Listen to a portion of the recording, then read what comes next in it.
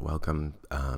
Today I will be going over working with Premiere to create some interesting visualizations for a layer of audio for this class. I'm going to be working with some of the video that I've taken. I'm showing it to you right now, so you can kind of see, working with photographs as well. The first thing you'll want to do is do what I've done here, which is arrange all your media into a single folder. This will allow you to be able to pull all that content into Premiere and link it quickly. I'm going to show you how I captured this Waves movie from the internet right now. So if you don't have video of that you actually want for texture or whatever else other purposes, you can go on YouTube and find some visualizations that you want, and you can actually do a screen capture, and that's what I'm going to show you right now. So what we have here is a YouTube video with waves, as you can kind of see by me playing, and what we're going to do is find a QuickTime player, and we're going to actually record the screen. So File, Screen Recording. And then what we're going to need to do is make sure that the record selected portion is selected, and I will go ahead and modify this little bounding box just by grabbing the handles and moving them into place so that it actually picks up exactly what I want to capture recording on the screen. So you can kind of see I've got the box nicely situated inside of the video itself. Once that's done, I make sure that the audio microphone section is set to none, because I do not want to pick up some audio, and then I hit the record button. And then what I'll do is just allow the video to play in the screen. I'll leave this playing for as long as I need, and when I'm ready to stop it, I'm going to just use my finger to hit the escape key on the keyboard, and then it should stop playing, or at least it'll open up a window and I'll be able to hit stop. As you can see that this video was recorded. Lastly, before moving on, we're going to go to File, Export As, and I'm going to select the highest number here. Usually it's 1080p. But you can also use 720 if your screen was smaller like mine. That'll save it to a location on the desktop or somewhere else, and that's how you record something with QuickTime. Okay, now we're back, and you can see I've pulled this video down. And what I'm going to do is go ahead and start by, again, assembling everything I want first. And then we're going to go ahead and launch Adobe Premiere Pro. Now, if you're a Creative Cloud subscriber already, you'll be able to launch this and then use your email username and login information for Adobe to log in. If you haven't set up an account yet, you're going to need to do that before any of the computers on campus will allow you to launch any of the applications. So go ahead and set that up at the prompt, and then you should be finding yourself here at this new screen. Once you've got this launched, select New Project.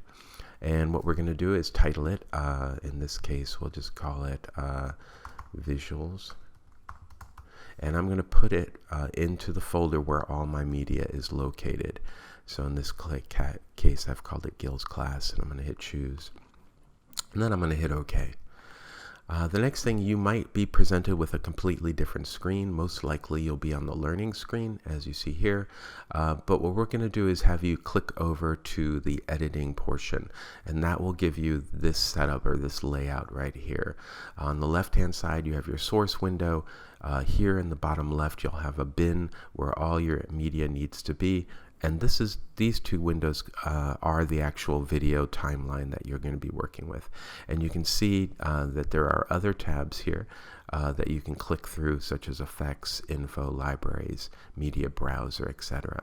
So let's start by importing all the video and multimedia stuff that you have by just double clicking in this bin area, and then finding our folder, and then not selecting the actual project that you just made, but everything else that is in that folder. I can hold my shift key down to multiple select things, and then I'm going to just go ahead and hit import, and that's going to bring all those files into this bin area. Now I can see these, I'm going to hit the tilde key so you can see this better. I can see these as actual icons, or you can click here and view them as a list. So it's up to you how you want to do that. And the slider allows you to make those icons bigger or smaller as well. I'm going to hit the tilde key one more time. And what we're going to do is start with a new sequence. Now, right now, we've got no sequence here. What I'm going to do is go File, New, and then Sequence. And what I'd like you to do is find the AVCHD folder. Go ahead and open that up, and you're going to see a couple of choices. We're going to select the 1080p choice, and we're going to select AVCHD 1080p 30 as our preset. And we're going to hit OK, and that's going to make a new sequence called Sequence 1. You can kind of see it here, and notice that it put it into the bin just like that, so you can kind of see it. At this point, we can actually start dragging things in. And the first thing you normally drag in if you're composing to, or you're visually laying stuff out, is the audio. So I'm going to double click one of the audio files I have here. Just do a preview. You can kind of see how that's going to work. And what I'm going to do is I'm going to take this little icon up here, and I'm going to drag it into the audio 1 or A1 area. Notice that you could do it into A2, A1. You've got multiple tracks. A1 is the top track, so I'm just going to put that in there. And because this is going to be based on that audio, I'm going to go ahead and lock this track so nothing can destroy this or move it around or any of the other things. That track is now solidly locked. So we started by just again double clicking any of these icons and then dragging it into this timeline here to create this new piece of media. You can see how long this media is by scrubbing to the end, and you'll see that it's 3 minutes and 7 seconds long and 10 frames. So that's where we have to start. The next thing you're going to want to do is start thinking about layering in some video. So this piece goes with a musical performance, and so what I'm doing is double clicking this icon, which is of the dance, and you can kind of see that we have some interesting things going on here. I'm going to go ahead and take a little piece of what I'm seeing here, and the way I do that is I select the area I want to take, so maybe from here, and I hit the I as in, and that will actually make an in point right there. And if you move the playhead to the place you want to end the selection, you hit the O button for out, in and out. That means that when I take this piece of video, it'll only capture this little piece, not the whole 2 minutes worth of video. Now, the same as we did before, instead of taking this this audio waveform element, we're going to actually grab this little display, and we're going to drag it into the timeline and place it into video 1, and you'll see it just drag in there. That takes only the video. This takes only the audio. If you wanted to grab both, you could just grab the center screen, and you'll see in my timeline it actually grabbed both the audio and the video and put them both in. I'm going to undo that. So at this point, we have some video here. But it's hard to see, so what I'm going to do is use these little rubber bands to scooch in or to kind of zoom into that area. And I'm also going to grab these little track things and move them and make them a little bit bigger so I could see what's going on. And you can kind of see now that you actually see the icon for the thumbnail there. You also see the waveform, so you can see how the music's getting louder and louder. And what you would do normally is you'd go back to your video or grab another piece of video and say you want to work from this point. So you select the I for in and the O for out, and then you grab this piece of video and you drag it in and then let go. I'm leaving a little gap here so that allows me to move things around. Nothing is permanent because you can always move this around after the fact.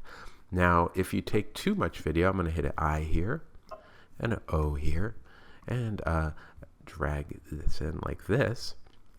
If you've taken too much video, you can kind of see I'm just zooming in here a little bit. So you can always put your playhead at the beginning to trim it in, or at the end to trim it out. So you can see that that allows you to change your mind at the, and actually make it smaller or less of that video.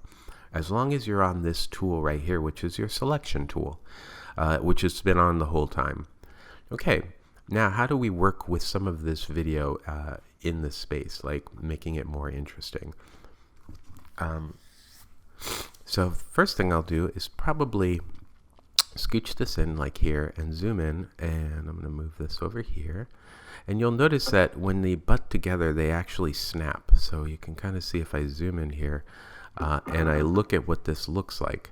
I'm going to just mute this or turn this down a little bit here so you don't hear it so bad. But you notice how it just jumps right there, right? This is called a jump cut. Now, if you wanted those two pieces of video to crossfade, I'm holding the control key down on my Mac while I'm clicking on this line. And notice that you get this apply default transition. And if you select that, and I'm zooming in so you can see, this is called a cross dissolve. Again, just by holding the control key down and clicking where these two pieces of video meet allows you to get this. And you could then pull the cross dissolve out to make it a longer or shorter cross dissolve. So you can see right here that you can have one thing dissolving into another thing. See how that works? Okay, so maybe what you would like to do is introduce some really interesting creative things by layering some of this video, and that's what we're going to do now, is just start playing with the idea of layering. Usually you'll want to introduce like a foundational element here and add like all the video you're going to be working with at the base here before we start adding or layering video. But for now, since we've only got this little piece of video available, I'm just going to focus on the first maybe minute here and just kind of zoom in so that it fills up our space. I can see all the video. I'm leaving a space at the beginning so that we have a way of transitioning in with a title. So I know I'm going to have a title here, so we're going to go ahead and do that a little bit later. This part of the video, we're going to just be working with some of the clips that we have already in our timeline. As you can kind of see, I've got these 3 clips with a hard cut here that jumps from one clip to another, and then a soft transition in this clip. I'm going to move my playhead over this area so I can see what I'm doing. Notice that if you do something, you definitely need to be able to see it, so you want to have the playhead, which is linked to this window, over this clip. I'm going to double click this clip, and you'll watch in the upper left hand corner when I double click it, just like now, you see that the clip changed. This clip is not the same clip that we used from the bin here. This clip in the bin is a different clip. If I double click this, you'll see it still has our in and out selection. If I double click this clip, which looks exactly the same, it is actually a different clip. This is a different called instance of the clip. And when I double click it, it allows me to modify this clip if I want to. So for instance, if I wanted to, I could actually move this in point here in, and you'll see that it modified it on the actual timeline. That's not what I wanted. But what I do want is to go to this new tab called Effects Control. And what this allows is your ability to scale or change the position of the clip. I'm going to use my mouse. I'm going to click and hold. And when I click and hold on this, you can kind of see I'm just scrubbing left and right. And you'll see that the clip actually moves left and right. So this allows you to actually modify some of the properties of the clip. So for instance, if I wanted to scale this up a little bit, I would just click and then move my mouse, and now it's scaled up. And I can also move it left, and then I can see what I've got. And again, the only reason I'm seeing this is because my playhead's over the clip. So I'm going to actually scooch it a little bit up a little bit, just so we can see. And this allows me to zoom in. Of course, when you zoom into a piece of video footage, you're going to get a little bit of blur, and that's just what's happening here as well. I'm going to scooch it over a little bit more so we can see more of the dancer here. And so these 3 areas allow you to actually modify the size of the clip and the scale of the clip and the location of where that clip is zoomed in or out. some of the other things you can do, we'll be doing right now, is to work with the opacity and the blend mode. And in order to do that, you need to have two clips, because if something is slightly transparent, it needs to have something underneath that you can see. Right now there's nothing underneath, only black. So if I've changed the opacity here, you'll notice that the clip fades out, and that's because there's just nothing underneath. So let's go ahead and play with the first part of this clip and add something on top of it, like the waves that I captured earlier. I'm going to double click my waves area. I'm going to select an in point I and an out point O in some arbitrary fashion. I've got 35 seconds, so that's going to definitely cover from here to about here. And then I'm going to grab this video, and in this time I'm not going to put it right here, because that would overwrite the video. I'm going to actually put it on top of the video, of the line of video, and let go.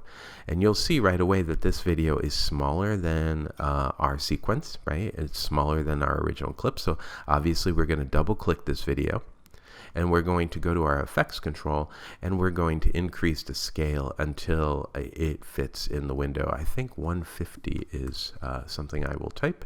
It looks like it almost fit, but not quite, so I'm going to do 155.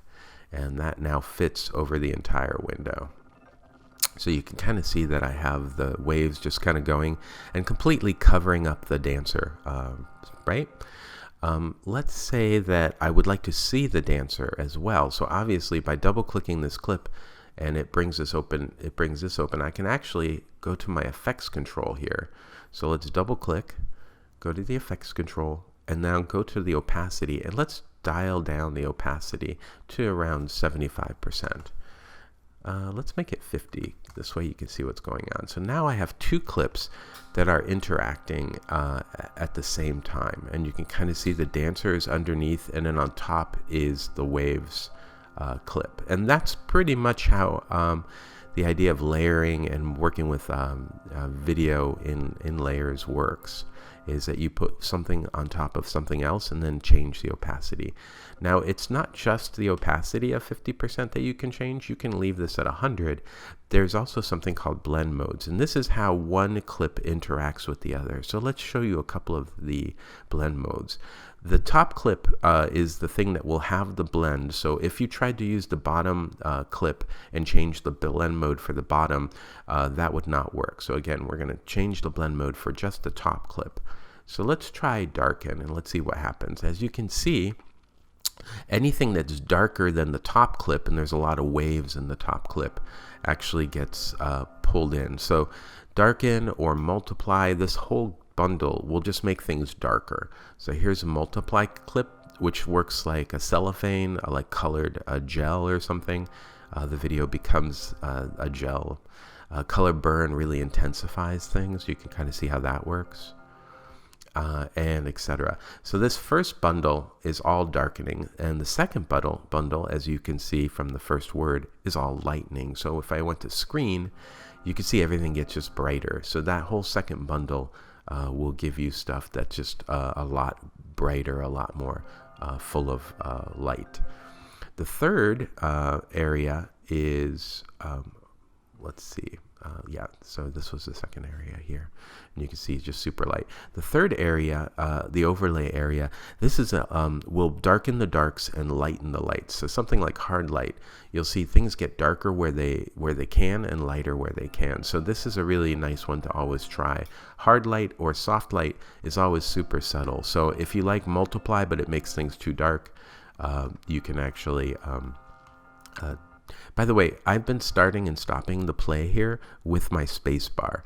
You could obviously hit the play button here, but it's just easier using the space bar to start and stop it, and then just moving the playhead where you want to see it.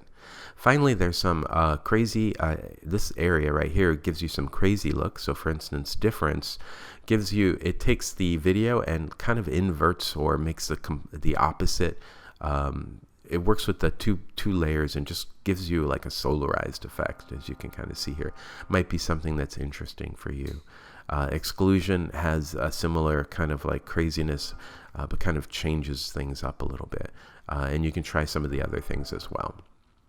And then finally, the hue will actually just, and color and saturation will actually pull the color out of the top video. So the top video had a lot of blue in it, and you'll notice that this becomes, the bottom video becomes like a black and white with that tint from the top video in it. And that's way at the bottom. The same with the like luminosity. It kind of works with, you can barely see the image underneath with that one. So I really liked soft light, or hard light actually. I think even vivid light looked like really interesting, right? And so maybe that's what I'm going to go ahead and keep. Another possibility with this video is just to take the video itself down here, and I'm going to hold the Option key down and just move it to the top. While you do that, when you hold the Option key down and move things, what happens is you're actually duplicating that clip. And I'm going to zoom in so you can see what I'm doing here. And so right now I have this top clip and this bottom clip, and they're identical. So if I double click this top clip and go to the effects control, you'll notice that it's identically scaled to the bottom clip, right? And we have the opacity set to 100. Even if I change this to 50, you'll notice nothing really happens because this clip is identical to this. So obviously, if this clip were 50% transparent, you wouldn't see anything, but you would if you scooch this clip a little bit to the left.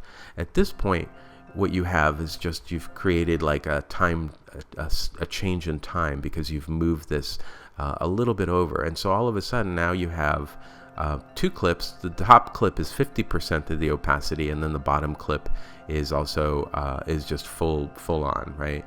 And if I turn this eyeball on and off, you'll see how this works. So the top clip is on or off at this point, and you see this is the original, this is what you normally see, and then with that opacity change in the top clip.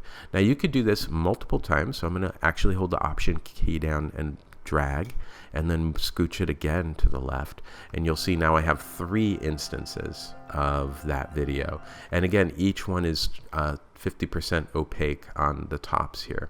Now we don't need to have a normal blend mode. We could do something like multiply for each one of these. So I'm just selecting it here. Again, we're in our effects window, and now we've got the video just getting darker and darker, but because it's a multiply effect for this clip, the original video really is predominant.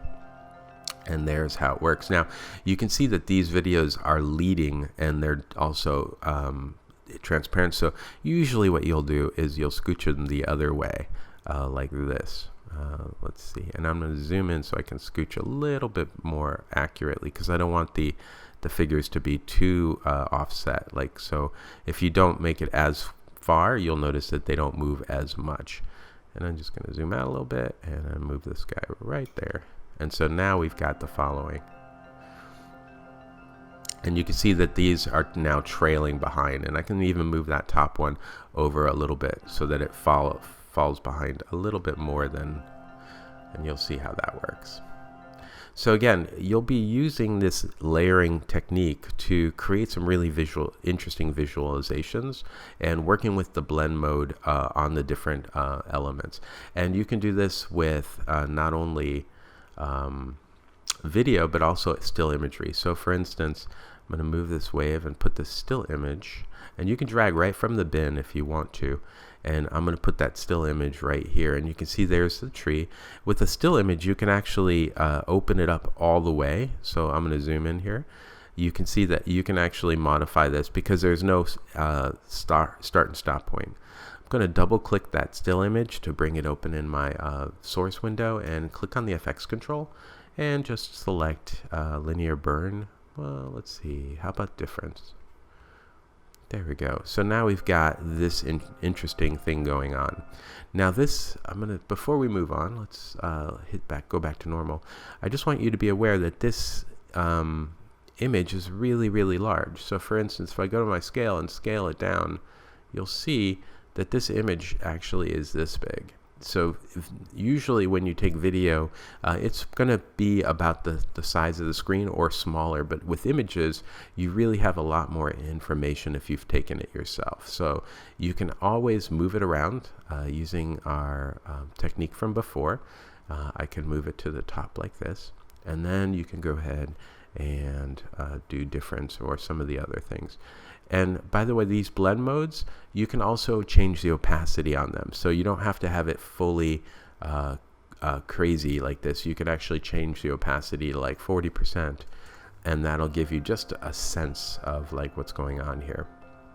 Okay, so that's a little bit about layering, and you'll want to get these things to kind of work together as well. The next topic we're going to go over is adding text and working with effects on the video. Be adding text. Now there's a couple ways to add text in Premiere. One way that's sometimes easiest, especially if you're doing a very complex layout, is just to actually think of the text you're going to add as an image. And so sometimes I like using a program that I'm familiar with, like Keynote or PowerPoint, to create like the text. So for instance, if I go to Keynote New and just select this presentation, I can say this is my movie and Christian 4, and I could then lay these, I can move these around, I can, you know, option drag to duplicate it. And the nice thing about this is that this screen itself becomes possible to use. Just go File and Export as an image. So for instance, JPEG or PNG would work, right? And I'm just going to select however many slides. So if you had a lot of information to export, this would be a really fast way of working. You could add photographs in here. You could do some really nice things to create these images. And I will now save that to the folder where I have everything located right here, right? And I'm just going to put this text. And now if I go back to Premiere, in order to import this, I could double click a blank area here, or if you don't find a blank area because you got so much stuff, you can go to File and go to Import down here, Command I, and because we're already in that folder, I'm just going to find that new PNG file I just created, and I'm just going to go ahead and import it. And if I double click it, it'll open in my source window, and there you go. You can see that now you can just drag this, again, just like any other layer on top of your video, and there it is. And by double clicking it, you can then work with the scale tool, right? And it's just a lot easier sometimes to work with something you're familiar with, like PowerPoint. You can even use this text and make it transparent by using one of the blend modes. So for instance, the text here is white, so maybe a blend mode that makes things like darken will make the black transparent. In fact, the black will be transparent using a lighten effect or screen effect. And now you see that this is in fact a transparent thing, but it's not really transparent. It just looks transparent because the black is invisible using screen. So again, the light, this section right here allows the lighter part to come out. Now if you had black text on a white background, just the opposite would be the case. You would use multiply, for instance. So that's how you add some interesting text to the video. Another possibility, I'm just going to go to the front, is just to use the text tool T, and then click in the window, and then type something like my movie. Now if you need to modify that, you have to click back to the selection tool, and you'll notice that you can actually scale this as well. So it does have all the abilities. You can option drag this, obviously not. But if you do need to modify this a little bit more, you're going to have to go to the graphics tab. So we're currently in the editing tab like we started, but go to graphics, and you'll notice under the edit tab here, this gives you all the choices for the different fonts that you might want to change. It allows you to center your text, left align it, those kinds of things, scale it using the scaling tool here. You can rotate it, those kinds of things as well. It seems like there's a lot of possibilities here. Change the fill color as well, but sometimes these are a little bit less obvious as far as being able to be used. And remember, this text is always going to be over a transparent background. So whenever you add text in this manner and you have video underneath, that video will show through. So just something to think about, which is why we usually have like a blank space left over. in order to do this. So this is an example of the text tool. After you're done using the graphics, the window for the graphics here, make sure you switch back to wherever it went, to the editing window. And my editing window has disappeared because it's just too small. Okay, let's see. Windows, workspace. Another way to get to it is through here. Usually you have the tab up here, but it kind of just got lost. Okay, so that's how you add text. Now you can add text at the beginning, and you'll add credits at the end as well. So far, those are some of the things that we have. Finally, adding effects is a really interesting thing to do. So in order to do that, I'm going to grab another piece of video. Let's see. I'm just going to duplicate this piece that's in our timeline by option dragging it, and you can kind of see now I've duplicated it. And I'm just going to zoom in. I'm using the plus key as well to zoom in or out, right? So you can do that. And here's our video. And now what we could do is we're going to, it's obviously zoomed in. That's because we have scaled it. And when I dragged that copy, it was a copy of the scaled video that we had from here. But maybe what I'd like to do is add an effect or make this really interesting. There's a couple ways to do this. One way is to select the, I have to be able to open this up so I can see it. There's this little tab, new item, and what we're going to do is create an adjustment layer. So just by clicking on that, it gives us some dialogue about, like, it looks at our current sequence, which is what we made, and it just says this is what it'll be, and you're just going to hit OK. It's called adjustment layer. Now this is the nice part about an adjustment layer. You can drag this on top of the video, and I'm going to put my playhead above so you can see it, and open it up, and you'll notice that nothing happened, and that's because we haven't done anything to this layer. But let's go ahead and go to our new tab, which we haven't tried yet, which is called the color tab. And in order for this to work, you've got to have the adjustment layer selected. So I'm going to scooch some of this over so you can see what I'm doing. And I'm going to select the adjustment layer, not the actual layer, but the adjustment layer. And you'll notice here I've got my basic color correction. So I can actually modify the temperature. So I can make it very cool or very warm. I can change the exposure, right, to make it really bright. And this is actually affecting everything below the adjustment layer. So for instance, if I wanted to really bring out the shadows like this and increase the whites and just really blow out this video, I can do that. And you can see, this is a little loud, you can kind of see that adjustment layer is affecting everything below. There are other tabs here, like you can take the shadow and tint it to like a certain color. You can desaturate the video itself just by pulling the saturation down. Now it becomes black and white with a shadow tint, right? And you can make your highlight tint something. So now I've got a duotone look where the highlights are all yellow and the shadows maybe are a little bit more purple or magenta. You can kind of see that. So you could play with the creatives, with the curves, add a vignette. Like you can see this as a nice dark vignette just by changing the amount and midpoint, roundness, feather, that kind of thing.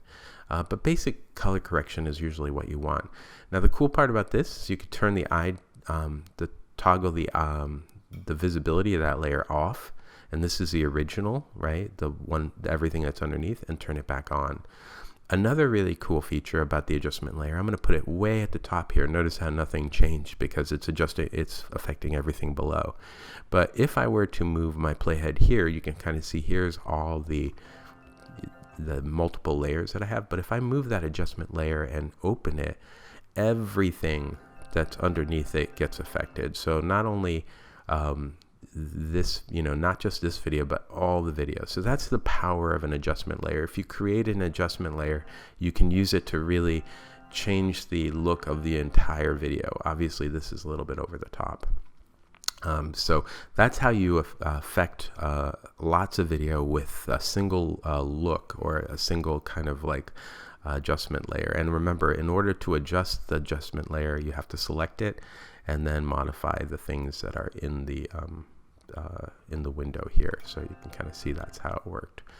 The other things you can do I'll work directly on the video, and I'm going to go ahead and show you that now. I'm going to turn off this adjustment layer, and I'm going to put my playhead back here so you can kind of see what's going on. Select this area. And what I'm going to do now is go to the Effects tab here, and I'm going to open up the video effects. And so what I'm going to do is just pick something that I know is going to be interesting, like image control. I've got the ability to make the image black and white, which I could have done with the adjustment layer before. I've got like blur and sharpen. Let's see, I'm trying to find something that's more interesting as far as utilities. I usually don't add a lot of crazy special effects. Here's a generate tab that creates things. Color correction, so this allows you to add some tints or other things, but a lot of that can be done with the adjustment layer. Blur and sharpen, and for instance, we can actually blur this clip. And the way these work is like if you find something you like, you just select it and you drag it onto the clip and let go. And you'll notice nothing usually happens, right? Like in general with Adobe products, but double clicking this clip will open it in the source window. And if you go to the effects control, just like where we've been, notice that you can always get to that using this little this handle. You'll notice that if you scroll down now, you've got your opacity, but now you've got this new thing called Gaussian blur, which is what we just put in. And notice that the blurriness is set to 0. So at this point, we'll just set the blurriness to something higher. And now you've got the blurriness actually affecting this video. Let's see if we can add another effect to that video.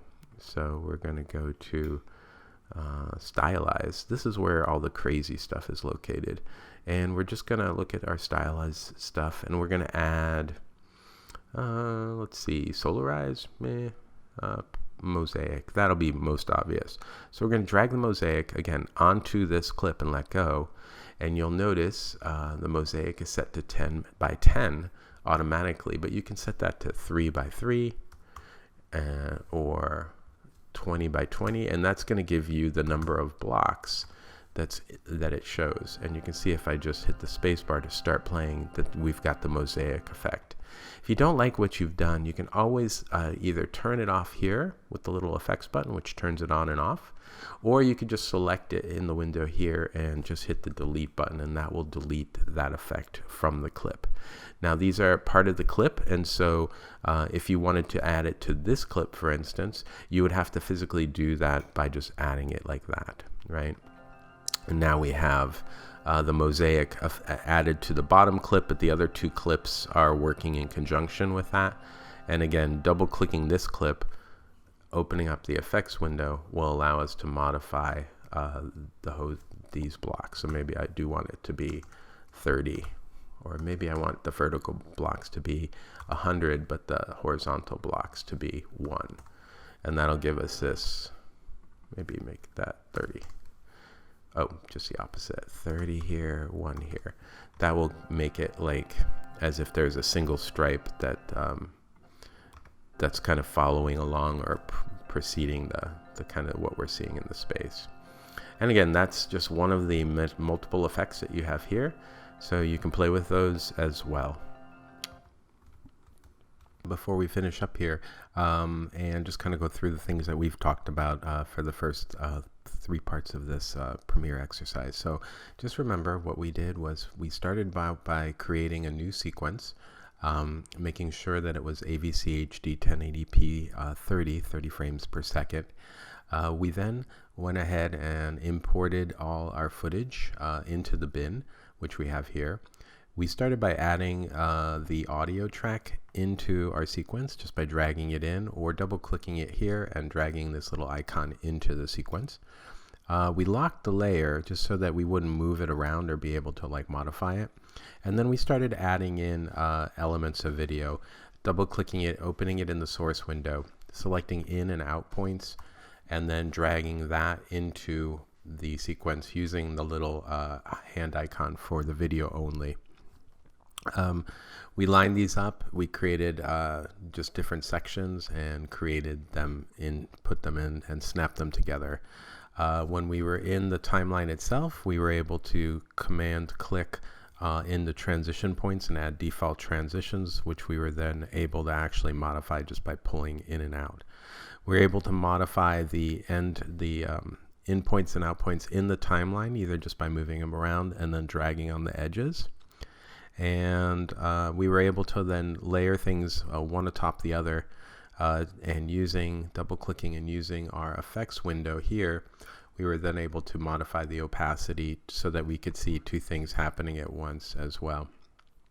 Some of the things that we still haven't done, I'm going to zoom into this area here down in the timeline. And if you needed to, for instance, cut a piece of video into two pieces, there is a tool here with the little razor blade icon. And if you select that, what you can do is actually cut the video into little pieces inside of the timeline. I'm going to go back to my selection tool, and when you do that, you can then move them around just like pieces that you would normally have brought in. So that cut tool, and it also allows you, obviously, you can still modify these things in and out, but you can kind of see how they react with one another at this point. So the cut tool is a very nice tool. Another possibility, for instance, let's take this little snippet that we just have and put it over here, and this is what we see.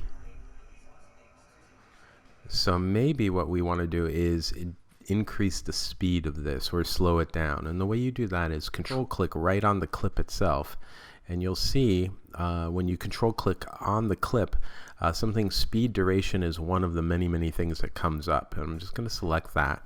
And you'll notice that the speed is set to 100%. And so say if I set it to 50%, the duration would be 33 seconds instead of what it was with 100%. So let's set it to 50%. And you'll see that now everything is in slow motion, half speed. Let's go ahead and control click on that again and change the speed or duration of that clip to 300%, which makes it much faster. And notice how the clip shrinks.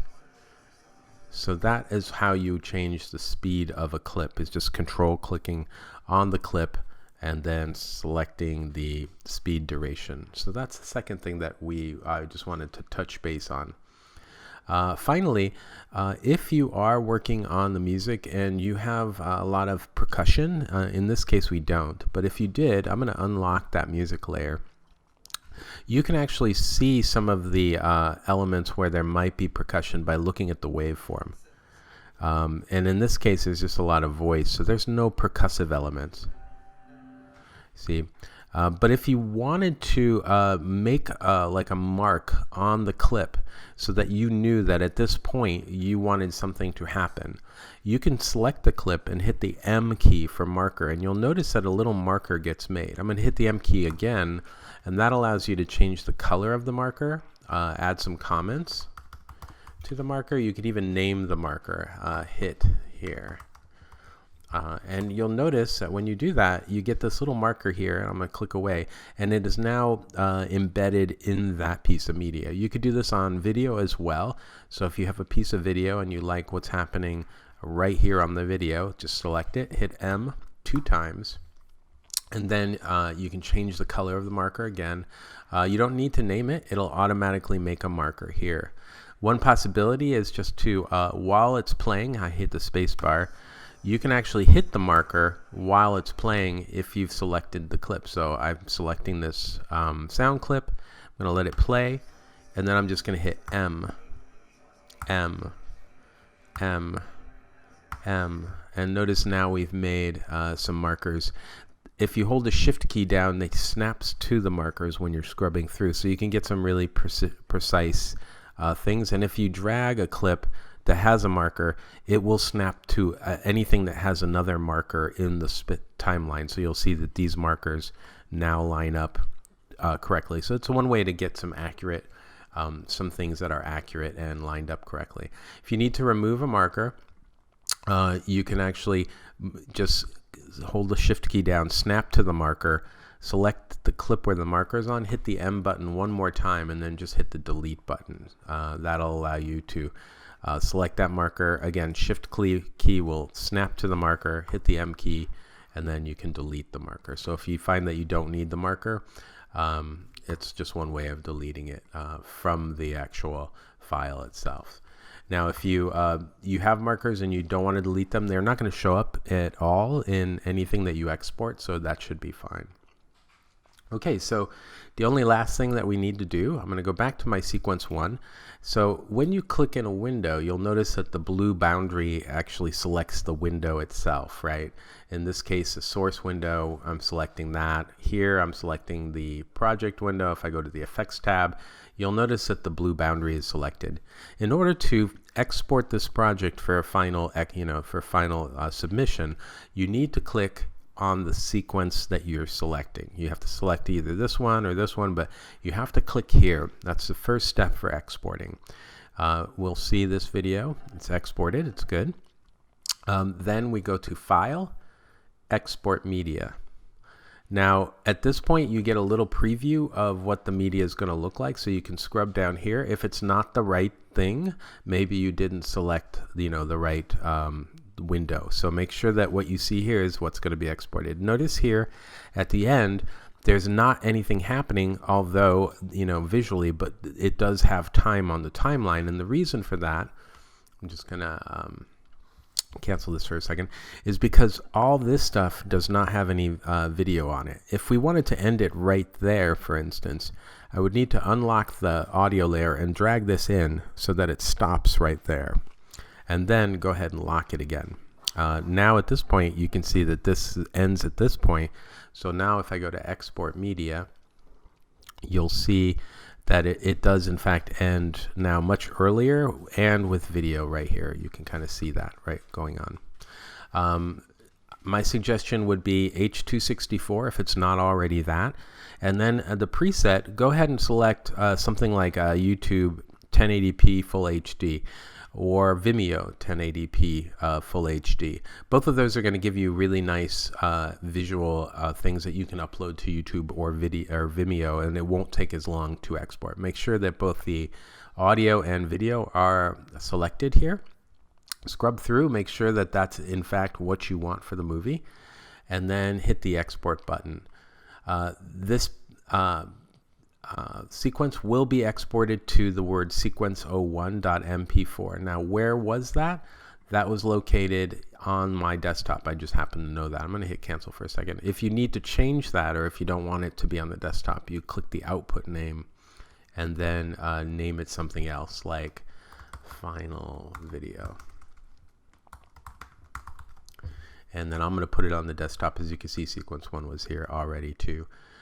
VIDEO, and hit save, and then at this point export, and this will export the audio and the video to the desktop with this final name. That video itself will be the thing that you want to submit, because that will be all compressed, all the layers will be flattened, and it'll be a video that you could then upload to either YouTube or turn into a Google Drive folder for viewing later. I hope this helps, and thanks for watching.